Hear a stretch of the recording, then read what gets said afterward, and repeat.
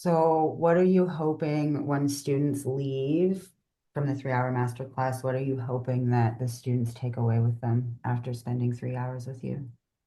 Yeah. I'm hoping that folks will leave with a better understanding of what spiritual trauma is, what sort of deconstruction processes look like for people, and how they can help use the tools of IFS to enable people to reclaim kind of the natural gifts of their exiles, the natural gifts of their systems. So people will understand maybe some of the protector clusters they can expect to encounter in a system that's experienced spiritual trauma. Folks might have a better understanding of some of the language that people use when they're coming out of these communities or these experiences, so that they can just meet people where they're at, and facilitate a process with IFS that really allows people to access the gifts of their exiles.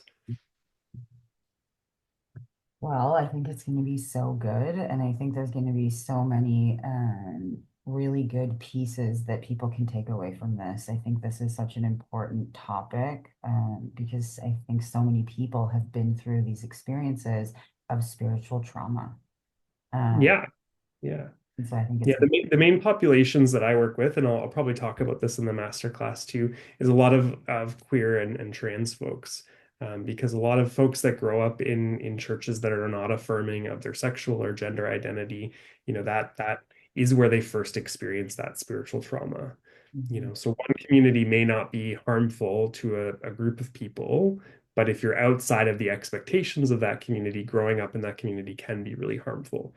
Mhm. And that certainly was my experience in the church.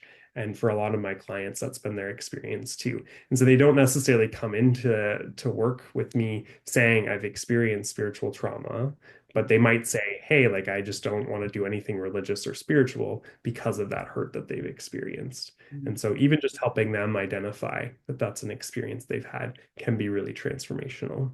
Mhm.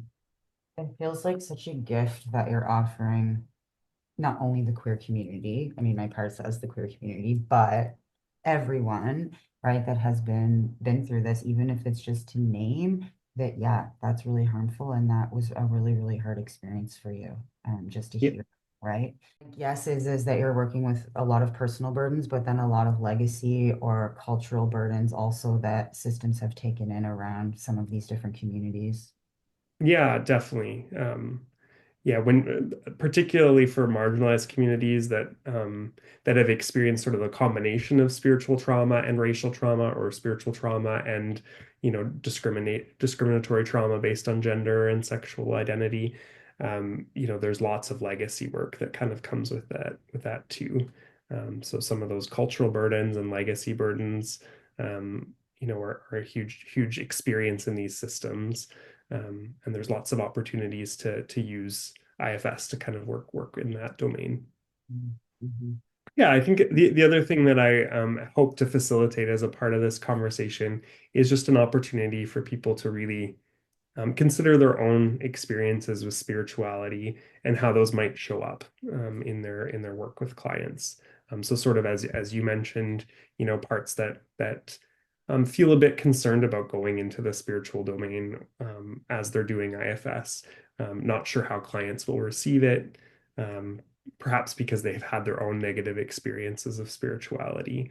To really kind of honor those parts, and to work with what their concerns are. I think as much as IFS can be an amazing tool for recovery from spiritual trauma, it can also be a tool that perpetuates spiritual trauma. If people are receiving the message from us, that they don't have enough self, or they're not in self in the right way, or their self doesn't look right. I know I saw a conversation between Kay Gardner and Dick Schwartz once about how self just looks different for some people, right? And so just learning how we can make sure that as we enter the spiritual domain, we're not causing more harm as well. And part of that is just owning our own systems experience of spirituality, so that we're not projecting that onto others. Yeah. Yeah. It feels, Jared, just true IFS form, teaching form of part didactic and part, hey, let's look at our therapist parts around this too. Yeah, that's what I'm hoping for. Love that. Love that.